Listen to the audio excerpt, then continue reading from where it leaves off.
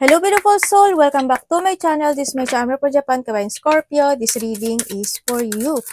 23, March 23 to 29. Maraming salamat muna sa mga subscriber, new subscriber, cross-watcher, sa mga bagong pasok dyan. Welcome na welcome kayo sa bahay ni Ate Aimee. Salamat kayo sa nakataba ng puso ninyong mga comments.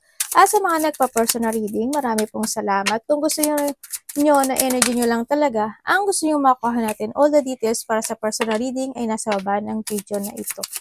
This is a general reading. Magkaiba ang general reading sa personal. Kung mo lang sa'yo at itapon na hindi sa'yo, nangyayari or mangyayari pa lang. Use your own intuition, lawakan natin na ating isipan. Ang dami yung energy sa mundo ito, kaya nito agad magaganap sa'yo. Gawin nyo lang tong guidance Huwag kayo masyado maapektuhan dito. Okay, magkakaroon ng mga spiritual enlightenment or spiritual growth, no, sa iba sa inyo. Yan, may mga bago kayong gagawin para magiging very playful kayo this time sa mga aspeto na gusto nyo mangyari into your life sa nakita ko dito. May mga sitwasyon din ako na nakikita na makakaramdam ka ng kasiyahan, ganyan, sa nakita ko dito. May tao dito na bata, siguro pamangkin mo to or anak mo or kapatid mo sa nakita ko. Ba't kinakagat mo si mami anak? Na maaaring nagkakaroon, isa siya sa nagiging happiness mo into your life, no? Sa nakita ko. Sa iba sa inyo nagkakaroon na rin ng growth. Kung you have a health issue, sa nakita ko dito, ay nagiging okay naman din. Pero ingatan mo pa rin, no? Iba sa inyo kasi may mga blockage pa rin. Ako na nakikita dito sa'yo. Scorpio, may tao or mga tao, ako na nakikita na you have an enemy. Ako nakikita sa'yo. May enemy ka raw. May konting delay sa ibang aspeto ng buhay mo sa nakikita ko dito kasi maaari magkakaroon ka ng mga choices in life o multiple choices sa mga gusto mong umpisahan this time sa nakikita ko dito. Andito rin yung sitwasyon na magkakaroon ng mga pag-aalinlangan sa mga gusto mong gawin. Yan, may mga didesisyonan ka raw this time. And then also, yung iba sa inyo, maaring magpaparaya kayo. O magkakaroon ng separation o magpaparaya. O may pagpaparaya na magaganap o mangyayari. Kung ano mang klaseng pampaparaya yan. Yun ang nakikita ko. And then also, sa nakikita ko rin, ang sinasabi rin dito na minsan mag-enjoy ka rin sa buhay sa nakikita ko dito, no? Para mas more mag-growth ka sa nakita ko dito. Kung may mga ginagawa naman kayo, magiging very playful kayo doon. Sa nakita ko to. Kaso, yun nga lang, may konting delay lang sa nakita ko dito. Siguro, halimbawa, nagtatayo ako ng business. Gusto ko man bumili ng maraming pambenta, hindi ko magawa kasi sapat lang ang meron ako ngayong pera, di ba? Kaya may blockage sa sarili mo. Kaya may konting i-delay, ganyan, sa nakita ko dito. Yun nga, sabi ko sa'yo, may mga pag-aalinlangan ako nakikita. May mga obstacle o may mga challenge na haharapin mo this week din sa nakikita ko dito. Siguro, decision making yun. O kaya yung mga uumpisahan mo o decisionan mo, ganyan. May matigas ang ulo, baka yung bata, sa nakita ko dito. May matigas ang ulo, or maari ikaw. Diba? Baka maging matigas ang ulo mo. O sa iba. May mga papuri naman ako na nakikita sa'yo, no? Yan, may mga papuri, may mga bagong pupuri sa'yo, bago makakita ng who you are, ganyan, sa nakita ko dito. May mga bagong papuring magaganap. May retirement person, hindi ko alam ikaw, retiro ka ba? May nag-retire ba? Sa love life ba yan? Sa trabaho ba yan? May parang may matanda rin ako nakikita. Baka siya yung nag-retiro or someone's nag-retire. Yun nakita ko dito. This week, ang nakita ko okay naman, may mga peaceful situation naman ako na nakikita sa'yo. May magbibigay ng love sa'yo, no? Siguro you giving a love, papuri, or vice versa. Ganyan. Tingnan nga natin. Energy ni Scorpio this week. Meron tayong Taurus, Pisces, Aries, Libra, and Capricorn. Wala, ganun talaga. Kailangan ganito. Energy mo. Bakit ganito?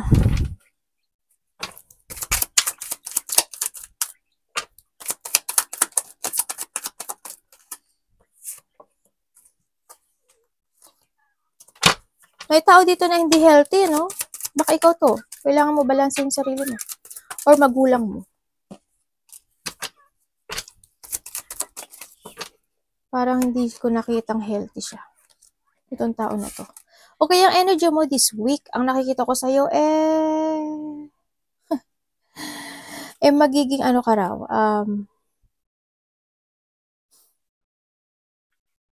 may konting sadness this week sa nakita ko dito. Maaring ito is related to money, trabaho, pera, magulang.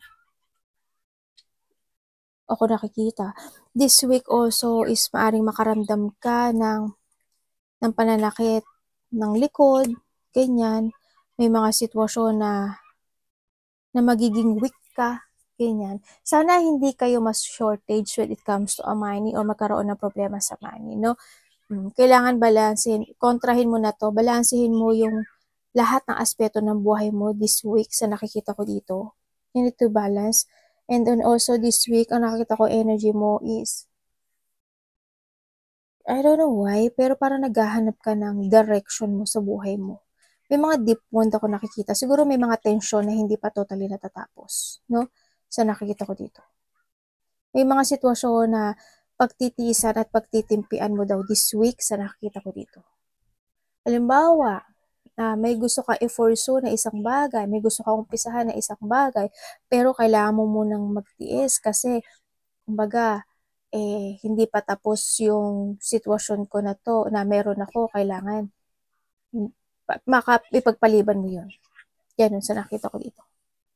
Halimbawa, nangutang ka. Example ko para mas maintindihan nyo. Halimbawa, nangutang ka. Nangutang ka, pero yung utang mo na hindi pa yun totally bayad. Kaya kahit na gusto mo mag-umpisa uli o magdagdag ng pangnegosyo mo, hindi mo pa madagdagan kasi kailangan mo munang tapusin yung pagkakautang mo, di ba? Bago mo umpisahan yung project na yun o yung magdagdag ng pambenta, mga gano'n. Kaya ang nakita ko sa'yo this week is, may mga mischances ako nakikita sa'yo, and then also, hindi siya stable, ikaw this week, is may mga pagtitiisan at pagtitimpian ka raw. May mga sadness, syempre. May mga pagod o sakit ng likod. Yun, or someone into your life. Yun ang nakikita ko. O kaya, halimbawa, sa iba naman sa inyo, may mag-aya sa inyo, di ba? Para hindi ka muna sasama sa kanya. Or kumaga, mag-i-stay ka lang muna kung nasaan ka. Mga ganun. Tingnan natin ang parating kay Scorpio. Anong parating kay Scorpio this week?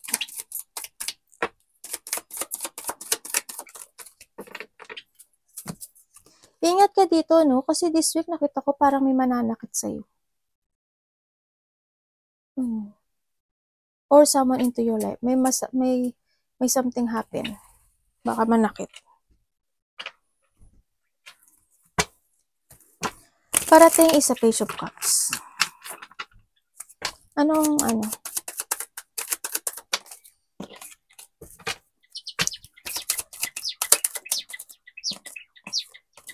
Ang parating sa'yo this week, ang nakikita ko sa'yo dito, maaaring iba sa inyo makaka-receive kayo ng text message or communication, no, sa isang tao.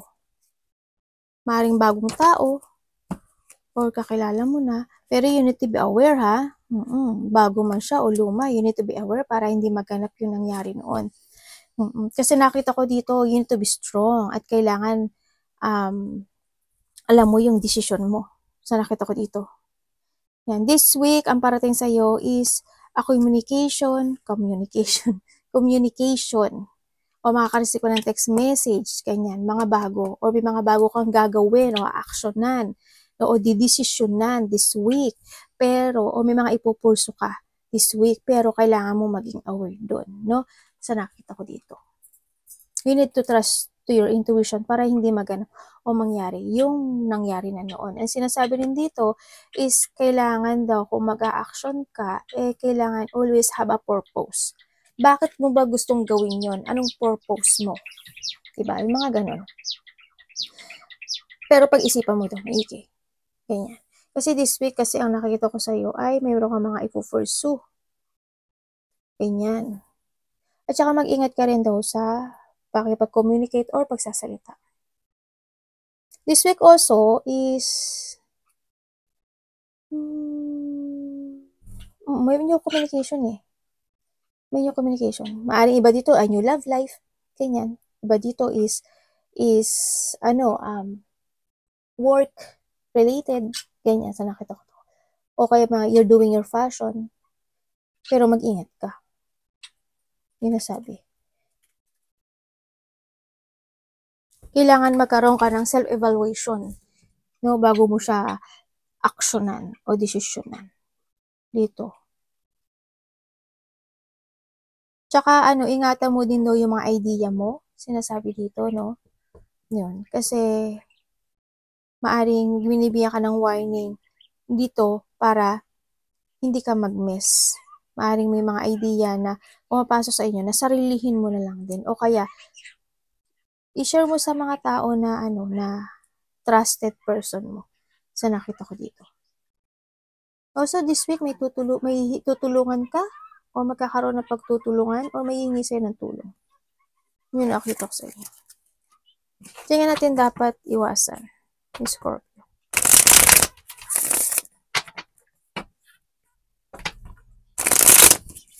Anong dapat iwasan ni Scorpio this week?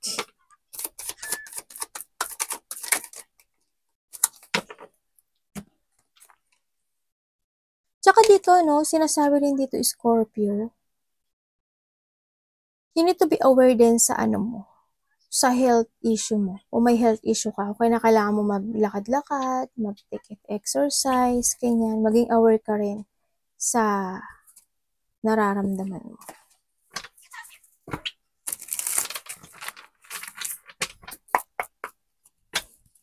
Nine of Pentacles.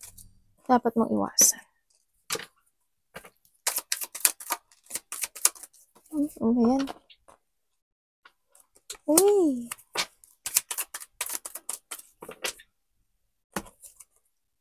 Okay. Ang dapat mo daw iwasan, yung isang sitwasyon na hindi mo bigyan ng progressing effort and hard work. Ganun. Iwasan mo din yung isang sitwasyon na pagdudahan mo yung sarili mo na hindi mo kaya na makarecover or hindi mo kayang mag-forward sa mga plano mo this time, no? And sinasabi rin dito na iwasan mo na hindi ka magkaroon ng dedication when it comes to your goal. Kung ano ba yung goal mo. Halimbawa, you have a health issue. Halimbawa, sa negosyo mo. Ano ba yung mga goals mo. Pag-focus ka doon, no? Iwasan mo rin yung pag-iisip na ng mga burden, na parang hopelessness, o kaya mga sitwasyon na hindi ka gaano makapagtulog. Kung pagising-gising ka, magbawi ka, iwasan mo din yung mga pagsisihan na natapos na o naganap na, o yung mga pinagsisihan mo this time, gano'n. So, nakita ko dito, iwasan mo din yung hindi ka mag-action o mag-alinlangan ka sa mga a-actionan mo this time, o yung mga sitwasyon na magkaroon ka ng limitasyon sa sarili mo, gano'n. Kasi kaya mo eh. Kaya mo naman, kaya mong gawin.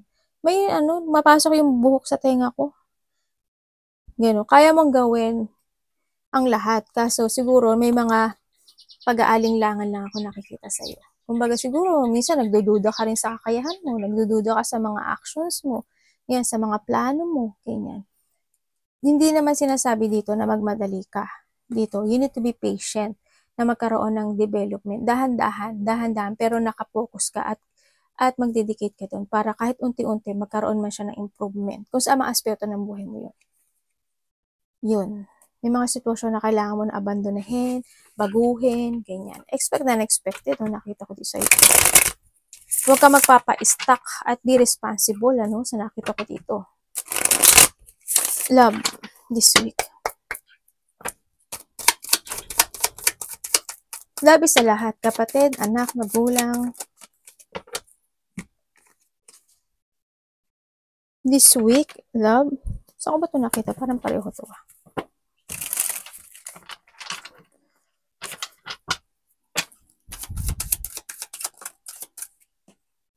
When it comes to a love, alam mo yung gusto, this week kasi when it comes to a love, magkakaroon ka ng frustration. Medyo, alam mo yung part na kahit gusto mo nang mag-umpisa ng panibago, pero nagkakaroon ka ng self-imprisonment at nagkakaroon ka ng victim mentality sa mga nangyari sa'yo this time. No? Minsan, when it comes din sa love sa sarili mo, siguro andito yung sitwasyon na minsan, kapag malungkot ka, pagka sa harap ng ibang tao, masaya ka, ganun. Pero kung tutuusin, may mga nararamdaman ka sa nakita ko dito. May mga gusto kang i-forward na goal o may mga gusto mo kumawala sa isang sitwasyon mo sa buhay mo pero hindi mo magawa. Tanda mo, the choices is always available, no? Halimbawa, may karelasyon ka, di ba? Ayaw mo na dun sa karelasyon mo pero hindi ka makaalis.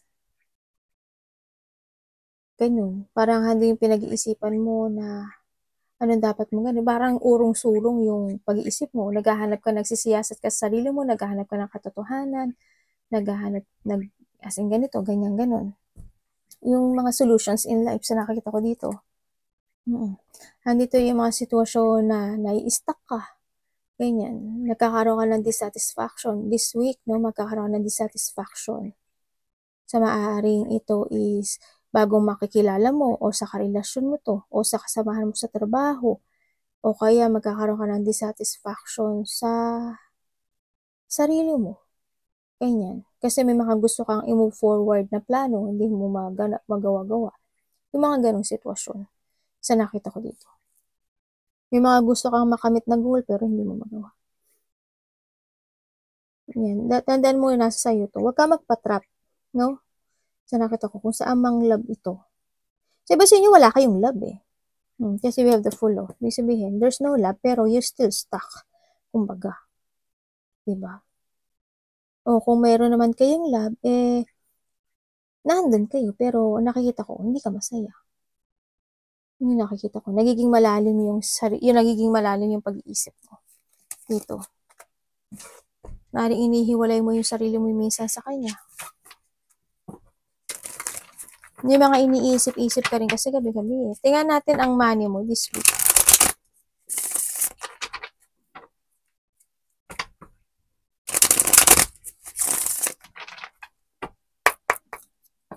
Kamusta ang money ni Scorpio this week?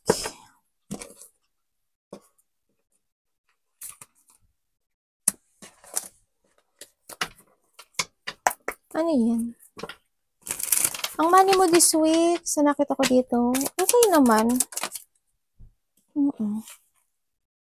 Okay naman yung money mo this week, sa nakita ko dito.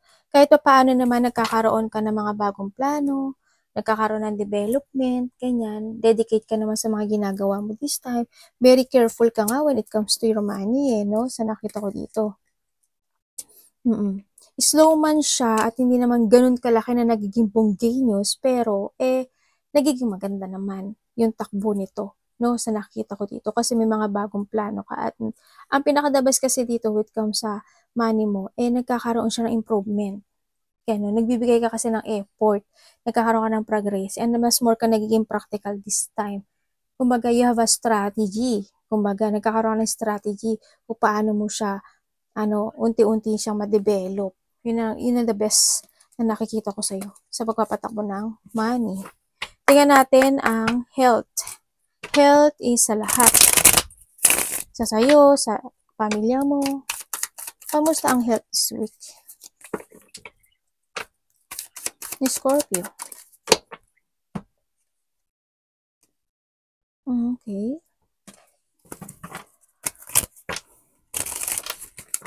Ano po ibig sabihin? Sana walang mangyaring conflict sa inyo this week. Or pagtatalo. Okay, when it comes to your health, sa nakikita ko naman sa'yo, kahit paano nagkakaroon ng pagsasaayos, sa nakita ko, nagkakaroon naman ng destination, ang health mo, nagkakaroon ng stability. Yes, nandito yung sitwasyon na nagiging okay yung health nyo. Kung may mga health issues sa family, sa'yo, sa nakita ko, it's more on good siya. Nagkakaroon siya ng magandang stability when it comes sa health. May babae, family member, also lalaki, babae, lalaki. Siyempre, babae, lalaki lang naman ang tao sa mundo. Diba? Yun ang nakita ko. Pero when it comes sa health, okay naman siya. Sa nakita ko dito, nagiging healthy ang lahat, no? Yan, yung iba dito, may sakit sa blood,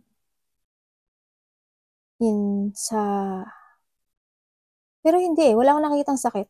Pero may mga sakit sa blood, ganyan, bato,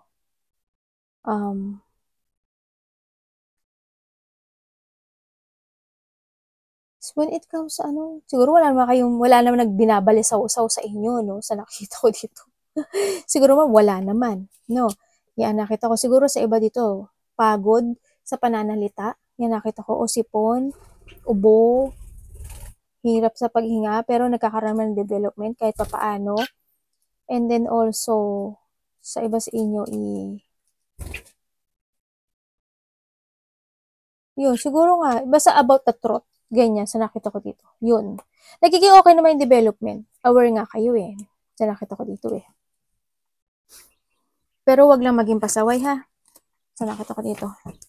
Nagkakaroon ng pagsasaayos. Nagkakaroon ng good transformation. Ako na nakikita. Tingnan natin ang opportunity this week ni Scorpio. Siguro ang lang dito, siguro dati may mga nananakit ang mga buto-buto, kalamnan, pero ngayon nakikita ko nagiging okay siya. Opportunity this week. Ano po to?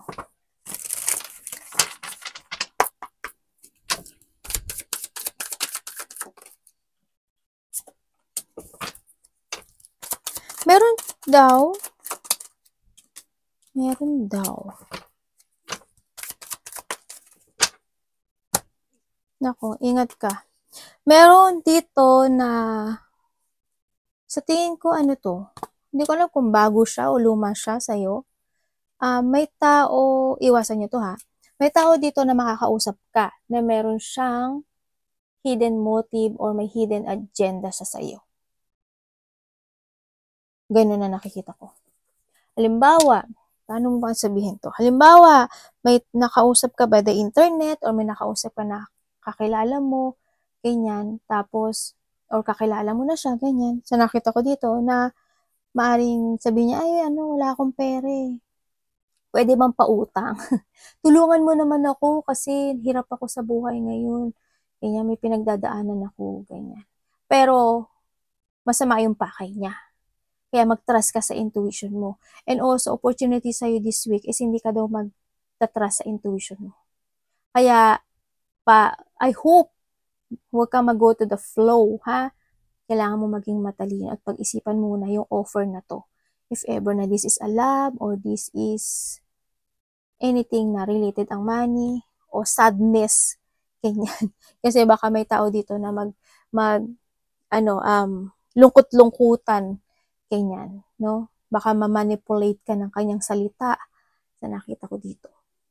And then, opportunity mo rin kasi may mga deep wound ako nakikita sa'yo.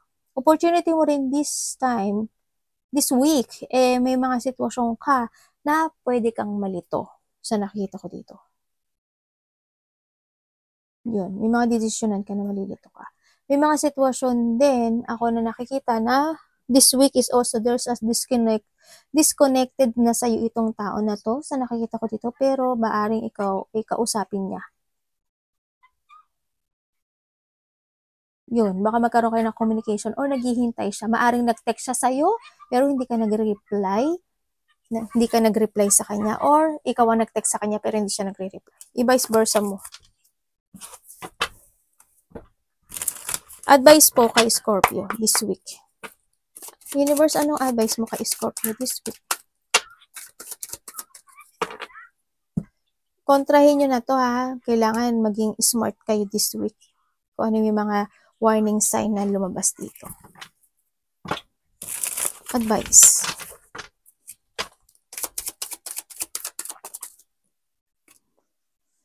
Leo, Scorpio, bakit Leo? Bakit Leo lumalabas sa'yo? Scorpio, sa nakita ko sa'yo dito this week, mag-ingat ka kasi baka magkaroon ka nga ng conflict. Kasasabi ko lang kanina, mukhang magkakatotoo nga.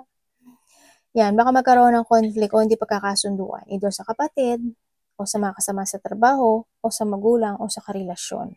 No, sa nakita ko dito. And ingat ka rin kasi ang nakikita ko dito ay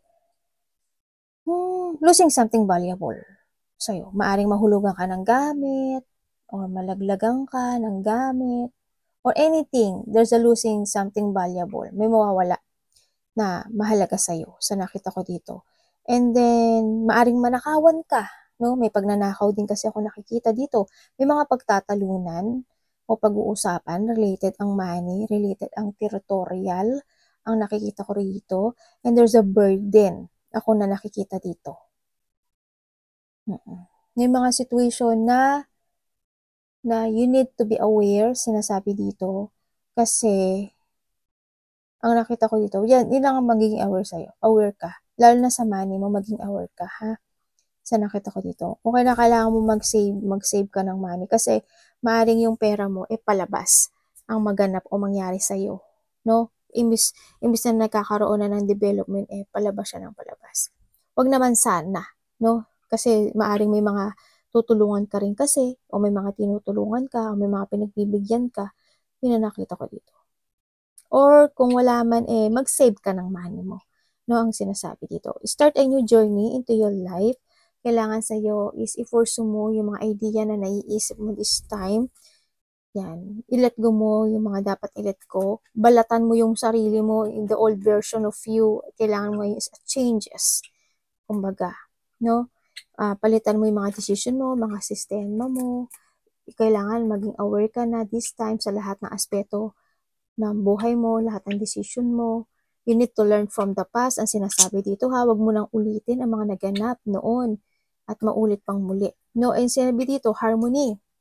Harmony, umiwas ka sa mga away, gulo, conflict, ganyan. Sa nakita ko dito, it's more on peaceful ang kailangan, teamwork, and wag makipagkompetensya.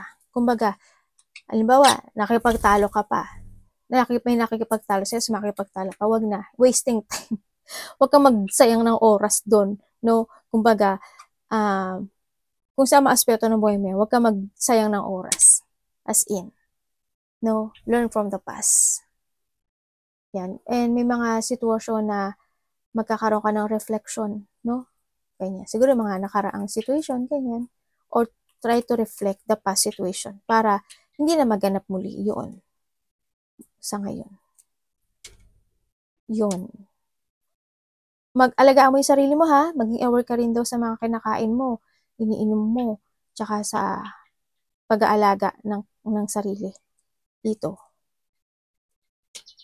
Arigatou namaste, God bless.